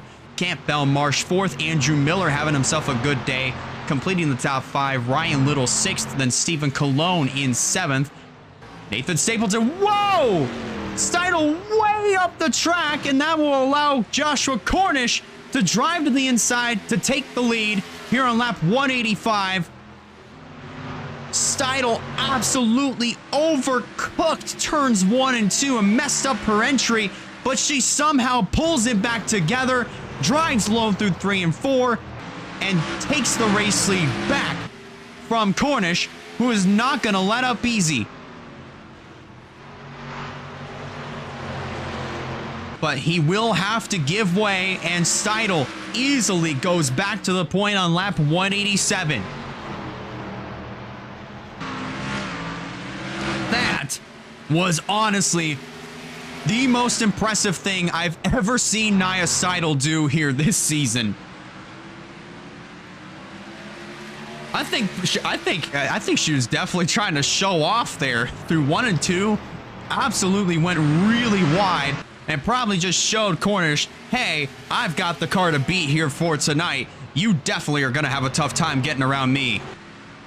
And she definitely just showed that to Cornish right there. Working up to Aaron Abel once again. Abel currently finds himself in the 24th position, 2 laps down, gonna go 3 laps down this time by. Caleb Rose just up ahead. He's currently 8 laps down. Tanner Parton, who we just saw a little bit ago, is now 9 laps down in the 07 machine. Working lap 190 here at the Martinsville Speedway in the Virginia 500. We've only had 6 caution flags here in this race. And in our 6th race of the season, car number 6 of Nia Steidl is leading the way and could very well get her first Pepsi Cup Series win tonight if things go according to plan.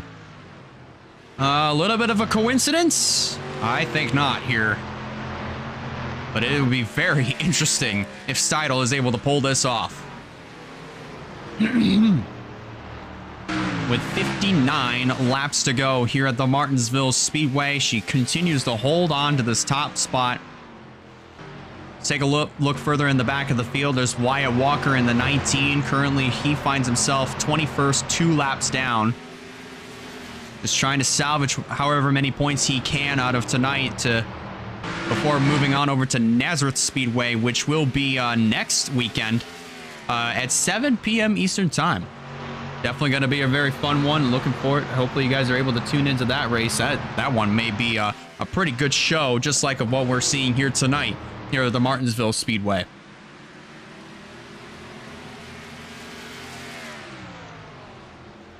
"56 laps of racing to go this time by." Seidel goes really wide. Just scrapes the outside wall. And that might open up the door for Cornish to yet again drive to the inside of the 89. But you also got Alex Bonsignor right there, who has not been up to par with the rest of the leaders, as now he's going to hold up the 89 of Joshua Cornish, and that works very perfectly for Steidl, as now she clears the 22 and will break free from the traffic. At least momentarily, because you have Skylar Taylor just up ahead, and Joshua Cornish has gotten around the 22 of Bonsignor pretty successfully.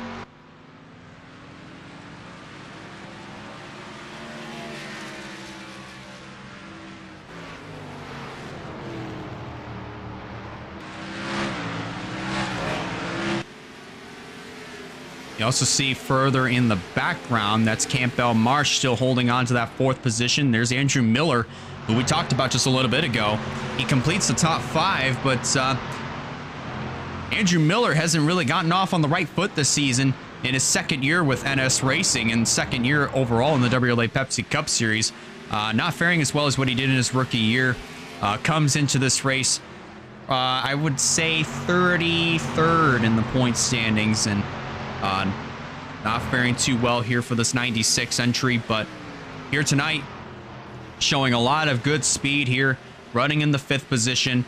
He started 11th in this race, brought a lot of speed over to the 96 camp, so Andrew Miller definitely finding himself in a really good spot to try to get his first top 5 on the year and get some really good and very well-needed points here if he wants to advance his way up in the point standings.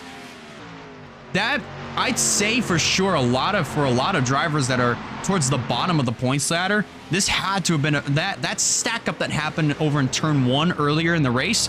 That was 100% a blessing in disguise for a lot of these drivers, like Nia Steidl, for instance, 2nd to last in the point standings with 41 points to her name. And right now, logging laps, leading the charge with less than 50 laps to go here in the Virginia 500 here in Martinsville. This car, other than the right side damage she sustained earlier from pounding the outside wall, her car has been very clean, if I may say.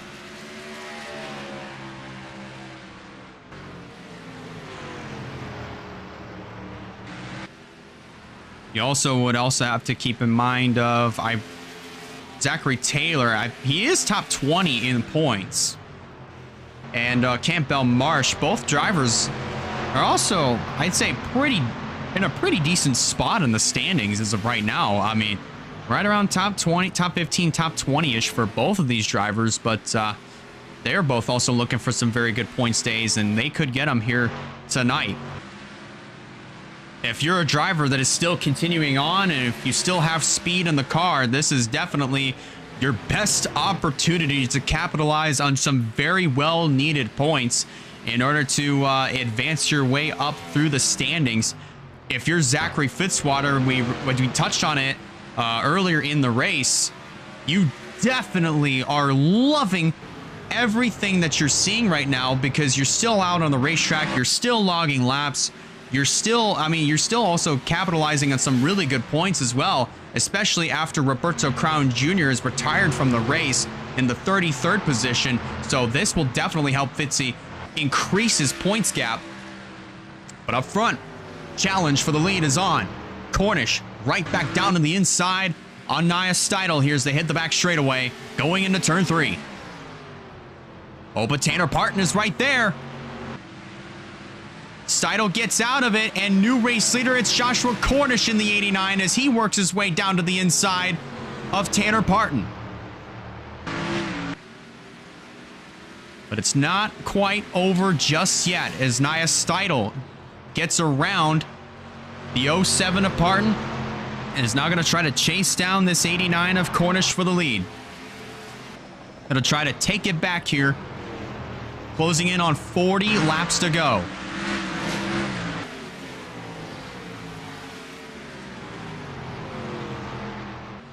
Cornish overshoots turns 3 and 4. Might get into the outside wall here as they're closing in on Aaron Abel once again. Rogel Dorn just up ahead.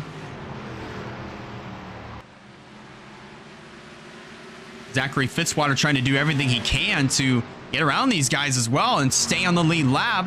But he also got Cornish, who's also trying to keep this race lead and hold on to it for another 40 laps to try to get his second Pepsi Cup Series win. Remember, he's ineligible for the championship, so whatever bonus points that he gets, the 10 bonus points, they would go over to Nia Steidl because she would be the next full-time driver that actually, that the highest finishing full-time driver that would get those 10 bonus points.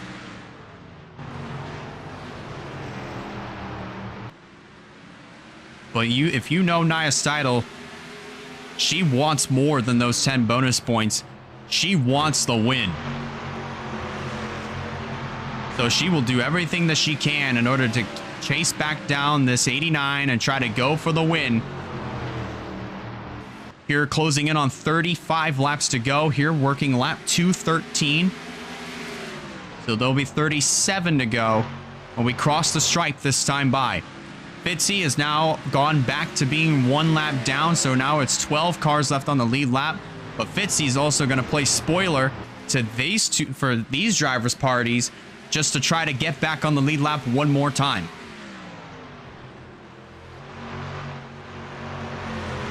And it's definitely safe to say, unless if a caution comes out between now and the last lap. Oh, it almost happened here between Dorn and Cornish. But if a caution comes out between now and at least 7 to go, or maybe 5 to go, this right here is the race for the win between Cornish and Steidl. If you're Nia Steidl, you're not only hoping and praying that Cornish makes a mistake, but you're also hoping and praying that you get the perfect turns 1 and 2, or the perfect turns 3 and 4, to make the pass that you need in order to get back out front and try to play defense in order to get your first Pepsi Cup Series win. If you're Joshua Cornish, who is a veteran, a returning veteran for the first time since 2020, you're trying not to make a single mistake while you're on defense and trying to keep this race lead away from Steidl and try to keep her shut out from her first Pepsi Cup Series win. And bear in mind, Cornish is holding off one of the cars that from a team that he used to drive for, Elijah Gordon Incorporated. EGI trying to go for their first win on the year with any of their cars. Steidl right now is the closest to doing it. Coming up on 31 laps of racing to go this time by. And the gap right now is at least a half a second. Oh, but Valkyrie Atikian, I thought she was going to try to stick the nose, or whatever's left of that nose, down on the inside of Joshua Cornish. But Cornish has remained flawless as of right now. A third of a second now between the 6 and the 89.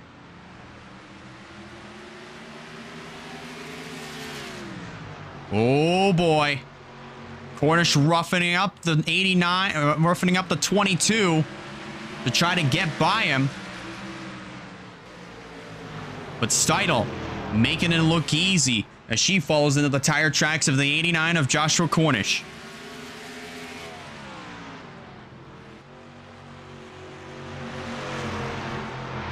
And she might have something up her sleeve here, closing in on 25 to go. Let's see what happens here as they head down the back straightaway one more time. Steidl is pulled up to the back bumper of the 89 as they head down into the third corner. Less than a quarter of a second separating these two as Steidl peaks down low. Trying to let him know that she is right there and she's going to try to pounce once again for the top position. All she has to do is hope and pray that Cornish makes yet another mistake here.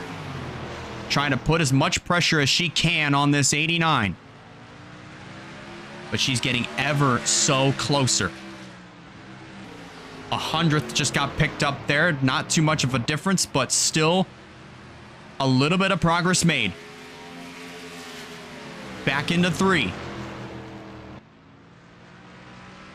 Oh boy, this is getting pretty close. Steidl right there. She's got the nose peaked to the inside. She's going to send it into 1, making a little bit of contact with Cornish. This is just her driving style, side by side for the race lead heading into turn 3. Steidl is going to clear the 89 for the top position as Steidl goes back to the point with 24 laps to go. Cornish putting the crossover on the 6 as they head back into turn 3. Parton is ahead. Let's see what's going to happen. As they head back down into turn 1, Cornish takes it right back across the stripe. Oh boy. Don't go to a different stream now because this just got interesting. They both catch the 07 of Tanner Parton. And this opens up the door for Steidl to drive right on by as Parton holds up Cornish. Oh my! That couldn't have worked out any better for Nia Steidl. She just used that 07 as a pick. That was absolutely impressive. As Steidl goes back to the point, closing in on 20 laps of racing to go.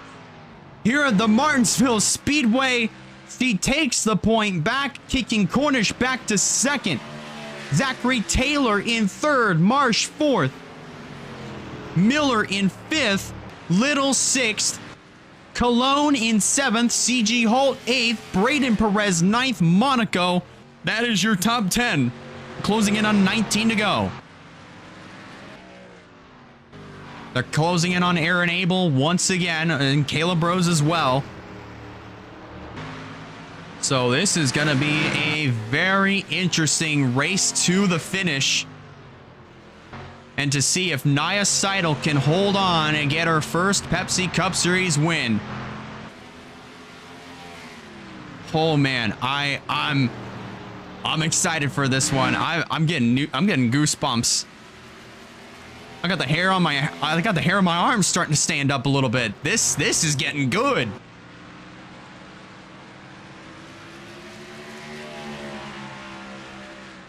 Coming back down through turn 1, a quarter, almost a third of a second between the 6 and the 89 is the difference. They essentially put a much larger gap between themselves and 3rd place Zachary Taylor. So yeah, I mean, we can just 100% double down on solidifying that the race for the win is going to come down to these two. And to see who can manage the lap traffic just a little bit better.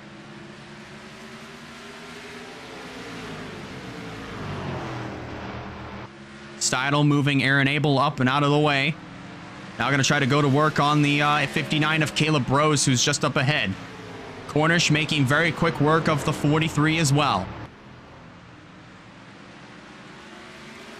Steidl going down into turn 3.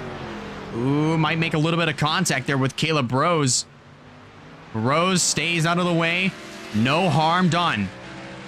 Cornish, once again, going to make quick work of this 59, but not quite successful there in getting around just as easily. But 13 laps of racing to go here at the Martinsville Speedway. Steidl has opened up a gap between herself and Joshua Cornish. Almost a second in advantage. And currently clear of all traffic around her. Up until you get over here to Skylar Taylor, who's just now coming off of turn number 4. Now heading into turn 1.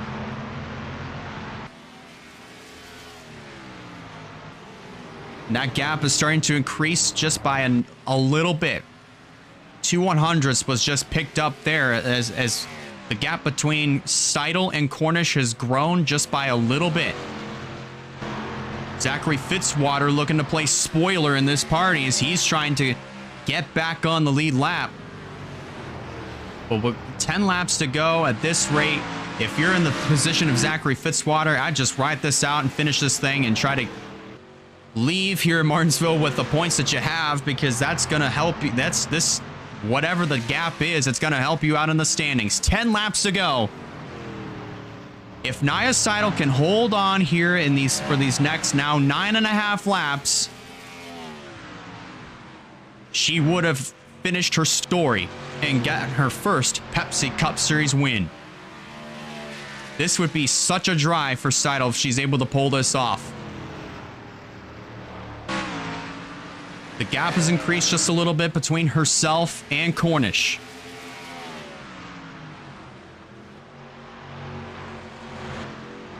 But this has been such a race to watch here at the Martinsville Speedway. A lot of chaos here and there. 6 yellow flags, which took out a lot of key contenders here for this race, and some other drivers in the point standings, like Roberto Crown Jr., for example. He currently sits 33rd in the running order as of right now, behind the wall, which is going to help Zachary Fitzwater out a lot here in this race. But if you're a driver like Nia Seidel, for instance, you've got to be absolutely ecstatic right now, leading this race with 6 laps to go, and you're just hoping and praying that at this point a caution doesn't come out. And once you get inside of 5 laps to go, you don't care at this point, just as long as you are not the cause of the caution. 5 laps of racing to go from here at the Martinsville Speedway, and that gap is slowly increasing little by little. Practically now a second between the 6 and the 89.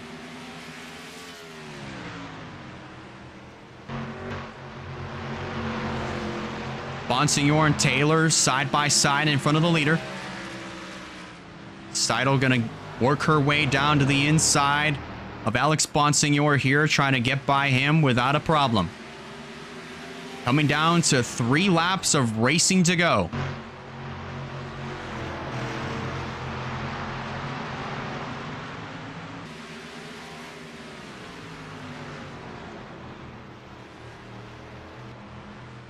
You got Skylar Taylor just up ahead, along with Tanner Parton.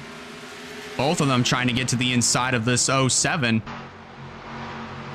And going to try to take it 3 wide here. May not be the wisest decision, but we're currently making it work here. Seidel going to easily make this work. With 2 laps to go, coming down to the white flag. The gap has shrunk just by a little bit, but I think it's going to be too little too late. The white flag flies. 1 lap to go here for Nia Seidel. Seidel came into this race 35th in the point standing, second to last with 41. But working her way through turns 3 and 4, she's finally going to do it. Nia Seidel comes off the corner, and she will win the Virginia 500 here in Martinsville. Joshua Cornish comes home in second. Zachary Taylor in third. Now Campbell Marsh comes home in third. Taylor fourth. Ryan Little completes the top 5. Then it's Andrew Miller. Very good points day for him as he comes home in 6th. 7th is Stephen Colon. C.G. Holt 8th. Braden Perez 9th. And the 31 of Roberto Crown Jr. will complete your top 10. What a race here at the Martinsville Speedway. It did not disappoint whatsoever.